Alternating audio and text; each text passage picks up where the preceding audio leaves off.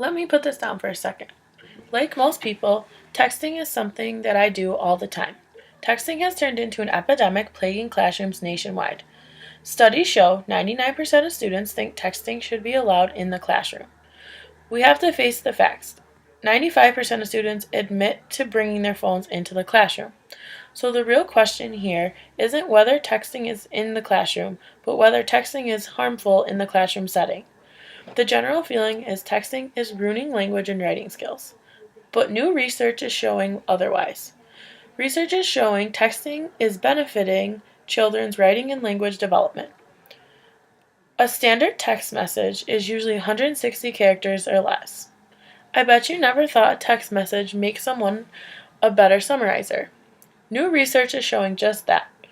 In an article written by Steve Vooslow entitled The Effects of Texting on Modern Literacy, he discusses how texting forces children to get their main idea across without adding too much additional information. This is sort of like when someone is asked to write a paper or a short summary inside the classroom. They have to get their point across without using too much excess information. One thing that surprised me while doing my research was finding out that texting is helping children become better phonetic spellers. When someone is phonetically spelling something, they often use the sound out method to form the words. Most text messages use a special word or term known as texisms, which are the abbreviations we use when we text. These texisms are helping kids become better phonetic spellers. An example of a textism that's benefiting children is the word tonight. Now, in a text message, we put usually the number 2 and then NITE. We all know that tonight is spelled TONIGHT, but we abbreviate it as 2NITE.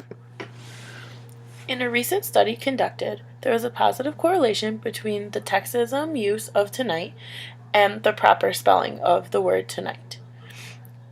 The study showed that children that knew how to use the textism abbreviation to NITE oftentimes spelled the word tonight correctly in their proper writing. Now, this is because both words phonetically sound the same. When a child's composing a text message, they can sound out the word to night, NITE, and then when they're formally writing, they can spell the word tonight. Knowing some of the benefits that texting is having inside the classroom, maybe we could shift the perception from a negative to a positive.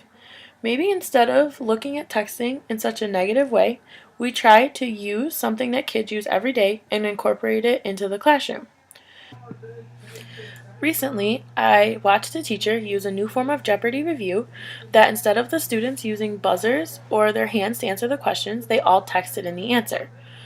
This is different because not one student is singled out for getting the question right or wrong. The service compiles the data to see what the majority of the class thinks. This new form of reviewing for an exam is just one way in which texting is making its way into the classroom. As texting is a new form of communication, I look forward to seeing what the future brings. I can't wait to see the impact that texting has inside the classroom and on communication as a whole.